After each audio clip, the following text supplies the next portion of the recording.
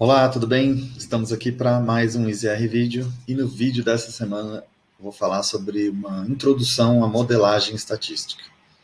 Então, para você que não entende muito o que é a modelagem estatística ou conhece, mas não sabe muito bem como começar, eu vou trazer nesse vídeo aqui alguns conceitos introdutórios assim para você começar a entender o que é modelagem, o que é importante para começar a fazer uma modelagem estatística aí no caminho, num bom caminho, né? Você vai ver que é difícil no início, mas é assim mesmo e tem questões bem interessantes aí que são importantes para você entender, por exemplo, ter muita clareza qual é o tipo da sua variável, resposta, tipo de variável explicativa, porque disso vai depender para você poder saber que tipo de modelo que você vai escolher para fazer a sua modelagem, que vai ser utilizada para você entender aí, explicar algum fenômeno que você está estudando, né? Então, se você gostou desse conteúdo, já curte o vídeo aí, compartilha, né? Pode ter alguém precisando desse conteúdo aí para entender melhor como é que é essa questão da modelagem, está começando a trabalhar com isso e pode estar precisando desse material aí para ficar com tudo mais claro e começar aí com o pé direito. Então, bom vídeo. Então, entrando aqui no conteúdo, né, da nosso vídeo aqui de introdução à modelagem estatística, eu sempre gosto de indicar, né, o livro que eu me baseei, ou um livro assim até para você que está assistindo esse vídeo poder se aprofundar mais, né? Eu baseei algumas coisas desse vídeo aqui no capítulo 9, né, do DR Book, do Michael Crowley, que é esse capítulo sobre modelagem estatística, né? Um livro muito bom, recomendo, tem muita coisa de R, né, linguagem, gráfico, um livro bem completo. Então, o que é um modelo, né? Então, a gente pensar assim, um modelo ele é uma simplificação da realidade, né? Que ele vai descrever algumas coisas e ignorar muitas outras coisas, né? Como por ser uma simplificação, a gente não consegue assim adicionar tudo, né, no modelo para explicar um fenômeno, por exemplo, e a gente acaba simplificando bastante, né? E acrescenta então algumas coisas e ignora muitas outras. E existe uma diversidade de modelos aí que você pode usar, né? Então, já um alerta aqui, cuidado com o overload, né? Para não... Isso pode atrapalhar a gente, né? Na hora de escolher o modelo, ou de tentar trabalhar com a modelagem. E esse estatístico britânico, né? O George Edward Pelham Box, né? Ele famoso, né, por uma frase que ele falou que todos os modelos são errados, né, mas alguns são úteis, né. Ele foi chamado até de uma das grandes mentes estatísticas do século XX. Ele ainda escreveu o seguinte: ele fala, né, desde que todos os modelos são errados, né, os cientistas eles têm que estar alerta para o que é importante, né, no erro, né. Então é inapropriado você se preocupar com o rato quando você tem o tigre ao redor aí, né? Então é para a gente não ficar se preocupando, acho que a mensagem que ele quis passar com às vezes as pequenas coisas, né, os detalhezinhos assim, mas você se ater para as grandes coisas que podem estar influenciando no seu modelo. Então, o coração da modelagem, pode dizer assim, né, eu já vi também chamarem de mãe de todos os modelos, né, do modelo linear, que é a regressão linear, né? Então, esse modelo mais simples, né, que a gente conhece aqui, é y igual a beta 0 mais beta 1x, né? Que muita gente, né, quem não está acostumado com essa, vamos dizer, essa sintaxe aqui do beta, né, é aquela famosa equação da reta, né, que a gente conhece, lá estudamos lá no ensino médio, né, o y igual a mais bx, né? Então nós temos aqui um modelo que ele é baseado em probabilidades, né? E tem variável resposta, y, e variável explanatória, ou explicativa, tem gente que gosta de falar explicativa, ou preditora, x bem definidas. E também tem a inclusão das incertezas, né? O erro, né? Que a gente não via lá quando a gente estudava a equação da reta, a gente Na matemática a gente não inclui essas incertezas, né? Então aqui a gente lá na ecologia a gente fala, né? A gente tem uma parte determinística no modelo e a parte estocástica, né? Que é o erro, a questão aleatória, a variação aleatória, né? As incertezas. E esse erro é uma variável aleatória, né? Não no sentido de aleatória ao acaso, né? Mas é a descrição lá de variável aleatória estatística de distribuição normal. Tá? Então aqui que já entra a questão de premissa, né, que até eu falo em alguns vídeos, né, já viu aqui, quem segue aqui o canal já viu, e tem até uma série de vídeos aí, vou botar um card aqui para vocês acharem, a série que rolou semana passada, que eu falo muito de limitações do modelo linear e falo aí da questão das premissas, né. Então esse modelo linear, né, ele vai ter o intercepto, que a gente via lá, que era o azinho, né, é o beta zero, que é o valor da função quando x igual a zero. Então, se eu tenho que x igual a zero, o y vai ser o valor do próprio intercepto. E eu tenho a inclinação, ou quando a gente olhar assim na literatura em inglês ou no próprio R, a gente vai ver lá slope, né, que é a inclinação, que é o beta 1, ou o bzinho, né, quando a gente vê lá a regressão da reta, a equação da reta, que é a variação de y pela variação de x.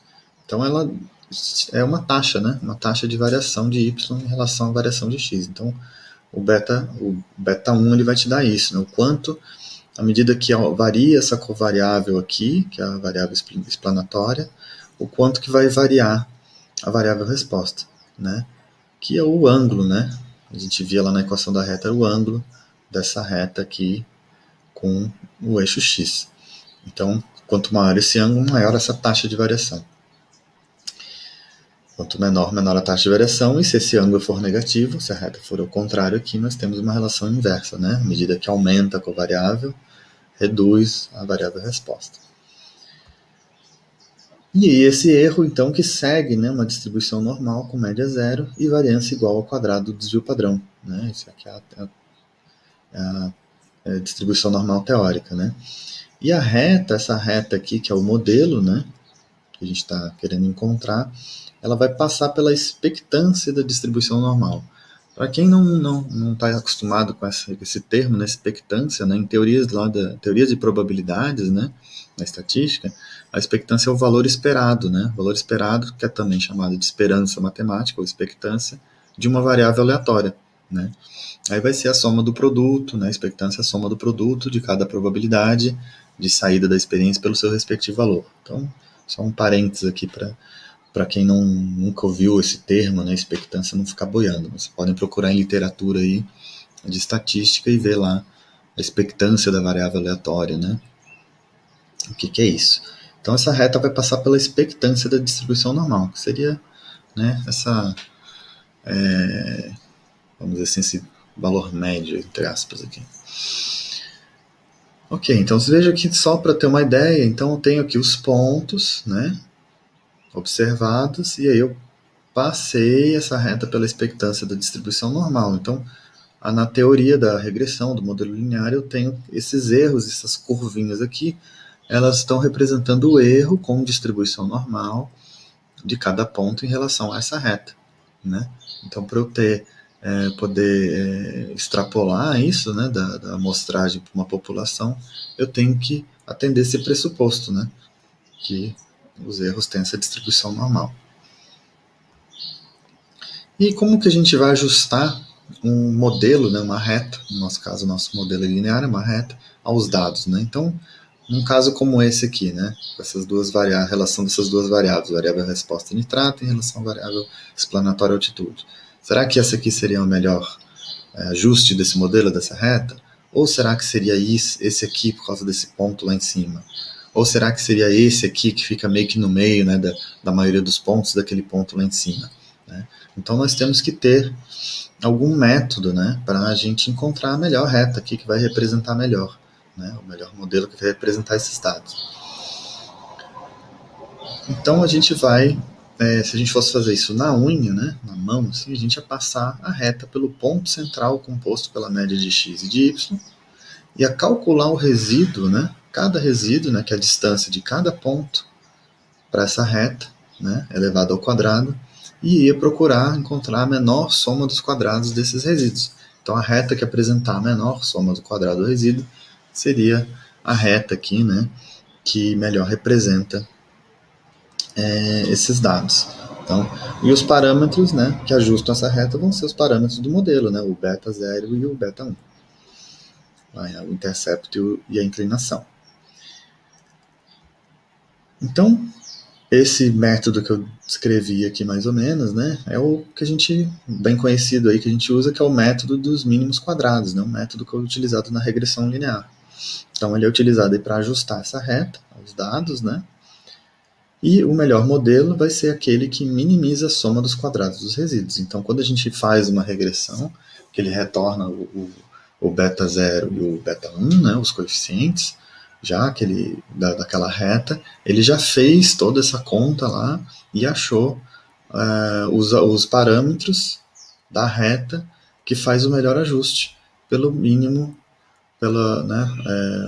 que minimiza a soma dos quadrados dos resíduos. Né? Então, se eu tenho menor soma dos quadrados dos resíduos, eu tive os menores resíduos aqui, então tive a reta que melhor representou esse espalhamento dos dados. Mas aí nós temos um outro método também, que vocês vão ouvir falar, né, que é o método da máxima verossimilhança. Né? Ele analisa um pouco diferente. Ele vai ver quais os valores de parâmetros que são mais plausíveis à luz dos dados. E esse é um método que é mais usado, né? É o Maximum Likelihood também, vocês vão encontrar na literatura. E porque ele é mais abrangente, preciso e flexível do que o método dos mínimos quadrados. Então, quando vocês ouvirem falar em modelos lineares generalizados, o modelo linear generalizado ele usa aí o método da máxima verossimilhança. Então, a arte, né? Vamos botar aí a arte da modelagem, né? A parte mais difícil em qualquer análise estatística, e na modelagem não ia ser diferente, é começar, né? E uma das coisas mais difíceis quando a gente começa é saber escolher a análise correta, né? Qual o modelo mais correto para utilizar. E a escolha vai depender de duas coisas: a natureza dos seus dados e da pergunta que você quer responder, né, com esse modelo. Então você tem que ter muita clareza nisso. E o objetivo vai ser determinar os parâmetros no modelo, né, que permitam o melhor ajuste aos dados. Eu até grifei aqui o negrito, aqui aos dados, né, porque é muito comum a gente falar, eu às vezes também acabo falando isso errado também, a gente falar melhor ajuste os dados, né. Então a gente pensa assim, não, ajusto os dados ao modelo. Não, é o contrário, né, a gente ajusta o modelo aos dados, né, porque os dados estão lá, eles são... como a gente fala, eles são sacrossantos, né? Então os dados não se ajustam ao modelo, em si, ao contrário.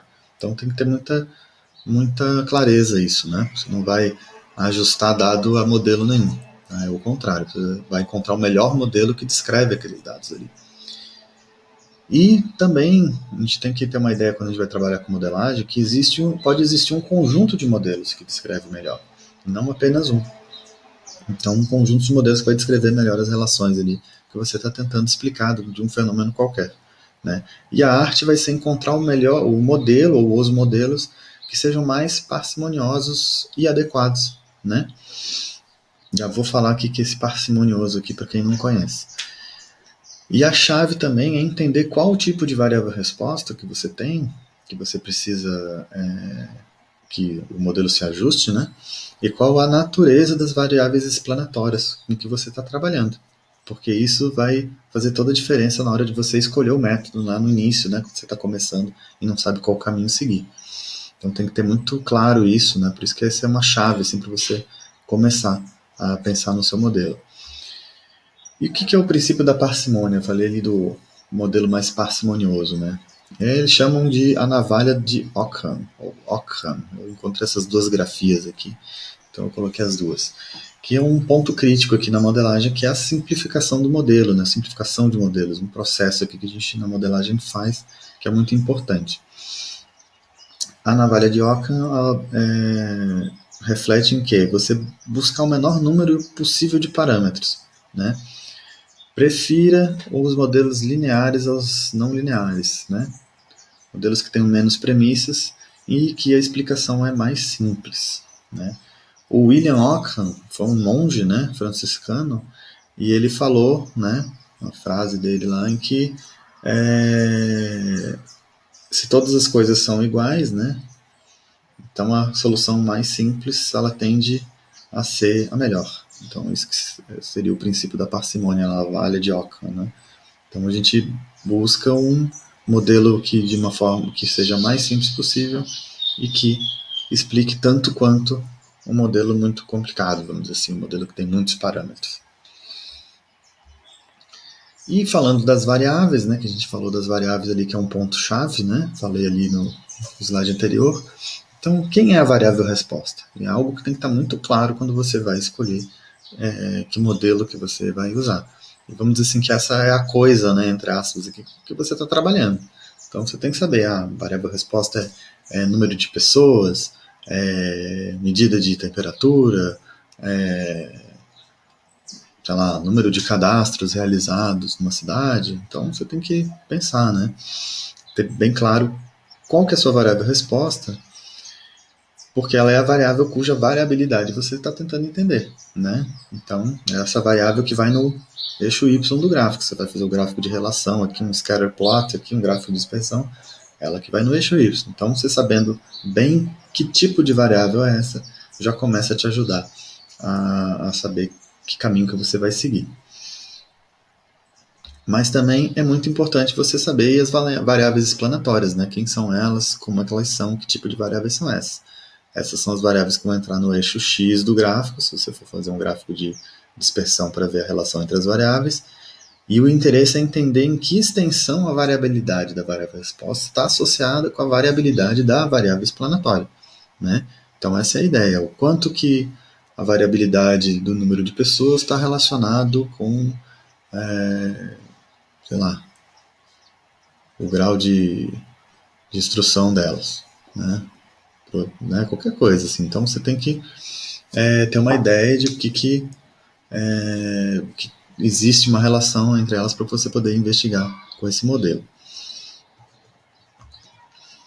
Então, isso vai depender tudo do que você pretendia medir, como é que você vai medir essas variáveis, né? Isso aqui é um ponto importante também. Para algumas pessoas pode ser básico, mas para outras não são. Então, quando a gente pensa nas variáveis, a gente pode ter uma grande divisão aqui. Variáveis que são binárias, que tem dois estados, 0 e 1, né? Ou multiestado. Então, variáveis que têm mais de um estado, vários estados. Tem mais de dois estados aqui, não é só 0 e 1, pode ser 0, 1, 2, 3, 4, 5, infinito. Por quê? Porque se eu tenho variáveis binárias, eu vou ter um tipo de resposta só. Eu tenho ocorreu ou não ocorreu, né? Então, o modelo que vai tratar isso vai ter que ser diferente. Se eu tenho vários estados, eu ainda tenho diferenças dentro dos vários estados. Eu posso ter variáveis que são qualitativas, não são numéricas, né? Por exemplo, um local de medida, o local que você fez essa medida, são municípios, são cidades, são pontos amostrais, né? Faixa etária, né?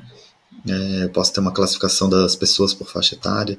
E isso ainda tem uma divisão aqui que eu posso ter, então, variáveis qualitativas que não são ordenadas.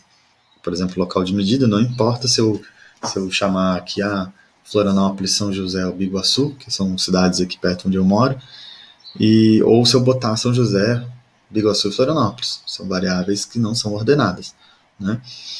Agora, se eu pensar em faixa etária, é uma variável qualitativa que é ordenada. Eu vou ter que ordenar em uma faixa etária de criança, adolescente, adulto e idoso, por exemplo, né? Então, já é uma variável qualitativa que é ordenada. E dentro das quantitativas, eu também posso ter duas classes, duas subdivisões aqui. São variáveis que são de contagem, né? Que são variáveis discretas, quantitativas discretas. Então, por exemplo, quantidade de pessoas é uma variável que não assume valores, vamos dizer assim, quebrados, né?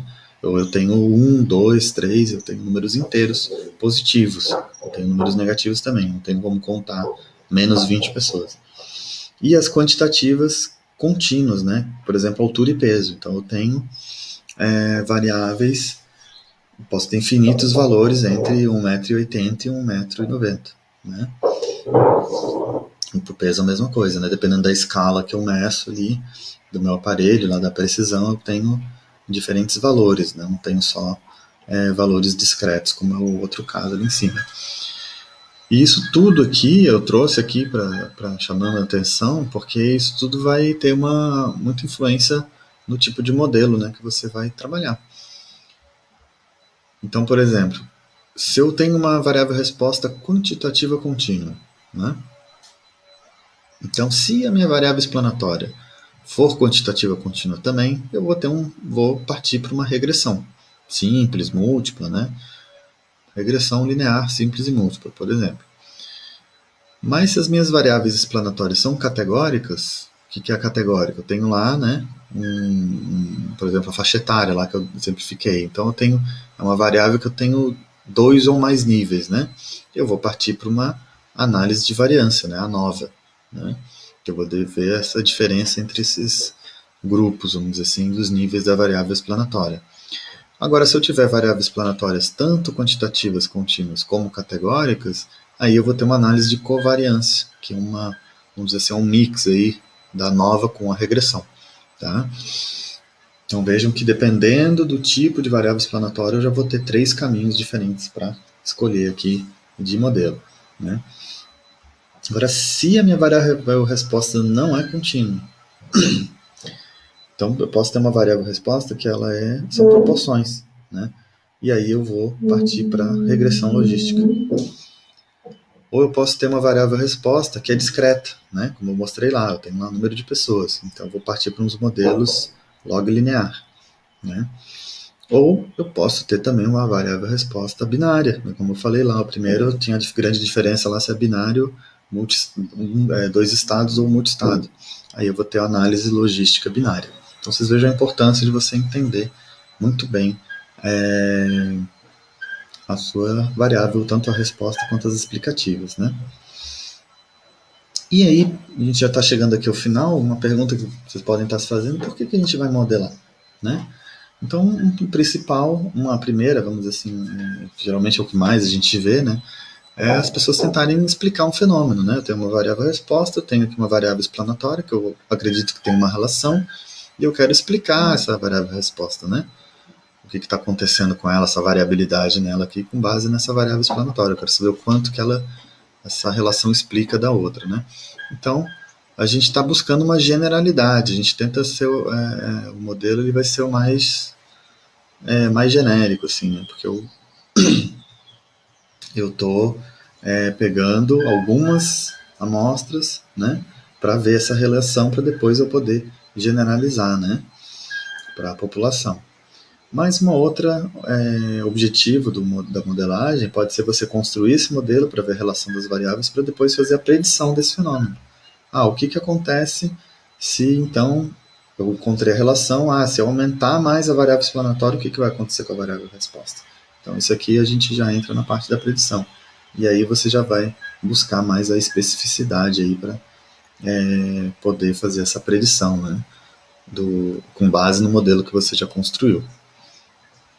Ou do modelo existente, né? Se já existiu um modelo e você já tem acesso, né? Você já pode pegar aquele modelo pronto e fazer as predições. E aí, para encerrar aqui, tem esse fluxo do processo de modelagem,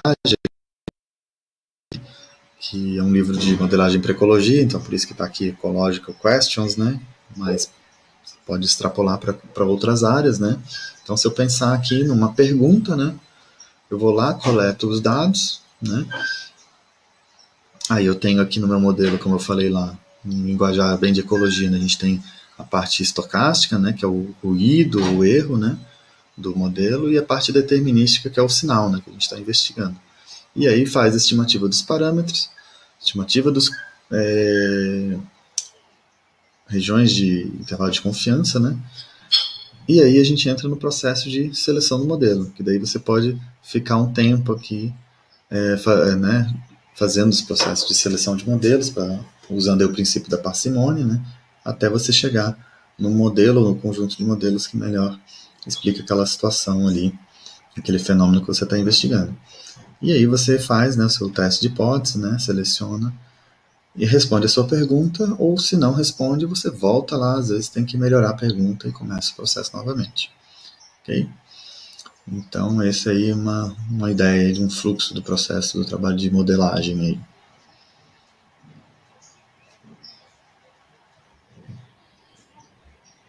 Então, se você gostou aí desse vídeo sobre modelagem estatística, né, já dá uma curtida no vídeo, se inscreve no canal se você não está inscrita, não está inscrito, ativa as notificações lá no sininho para você sempre receber vídeos, né, quando desculpa, receber os e-mails dos vídeos que eu subo aqui no canal, e você vai ficar sempre por dentro de tudo que está acontecendo aqui. E compartilha, né? Já falei no início do vídeo, compartilha. Às vezes tem um amigo, uma amiga aí, colega aí de trabalho que pode estar precisando desse conteúdo. Então, vamos ajudar a espalhar aí essa rede, aumentar essa rede aí de colaboração aí com a linguagem R, análise de dados, né? Então, esses vídeos aqui, eles são um trabalho aí que eu venho desenvolvendo aí nesse canal aqui do YouTube, canal EasyR, para a gente tentar, de uma forma, maximizar esse compartilhamento de informações sobre análise de dados, sobre linguagem R, produção de gráficos, análise de dados em R, né? Então, de uma forma que a gente consiga ajudar uns aos outros aí para todo mundo conseguir desenvolver de uma melhor forma os seus trabalhos, utilizando o R. E então, também aproveita e comenta se você tem algum comentário, tem alguma ideia de assunto, se você gostou desse vídeo, faltou alguma coisa nesse assunto que para você, nessa introdução, você achou que assim, poxa, não entendi tal comentário que você fez, tal assunto que você trouxe. Então comenta aí, porque às vezes é bom para a gente poder ir ajustando aí os conteúdos, né, que a gente vai produzindo. Tá bom? Então, uma boa semana aí, bons trabalhos, se cuidem e até o próximo vídeo.